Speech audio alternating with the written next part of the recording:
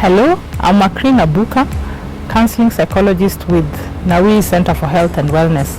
Today we're going to talk about learning disabilities and learning challenges. What are these?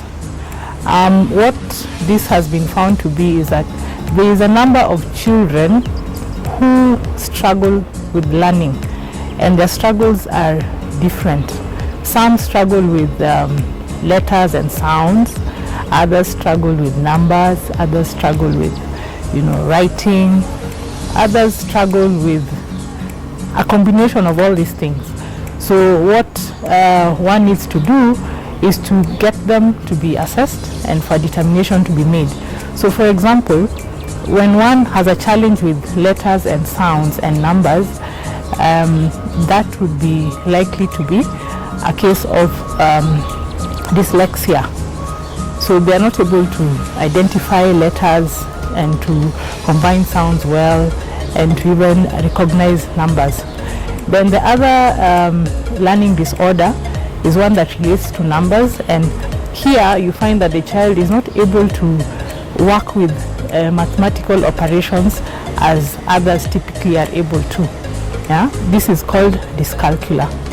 And the third one is where a child is not able to manage the writing as is expected, and hence the handwriting is not so good, and also you find that the manner in which they construct their sentences is off.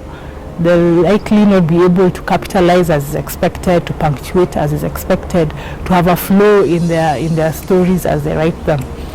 So those are the three main learning disorders. However, there are other conditions that also affect the ability to learn, and some of these include the autism spectrum disorders. This could affect learning depending on where within the spectrum the child is. Attention deficit hyperactivity disorder, ADHD, is also one that usually affects the learning of the child, and this one is to the extent that they may be unable to settle and focus, or where they zone out. They're not able to concentrate on what is happening at a point, to the extent that they miss out on what is being taught. So then what would a parent need to do if it is established that a child is having this kind of challenges? One of the things that is likely to happen is that you find that the child is having delayed speech, perhaps is not having motor skills, the fine motor skills and the gross motor skills. They are not up to the level that is expected. Their ability to read may be off, and generally their performance may be lagging behind relative to others.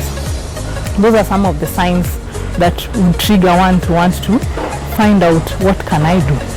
Now, some parents, in a bid to deal with such a situation, have resorted to one hoping that with the passage of time something will change. Usually little changes with time, often it gets worse. The other thing that some parents have opted to do is to try and use the interventions that are applied with children who do not have learning disabilities. So they'll probably have tuition for this kind of children, and they'll be frustrated because in spite of the tuition, you'd find that the progression is not happening. So what then ought to be done? Some of the things that could be done include having the child assessed so that it is determined what exactly is the nature of challenge that they have.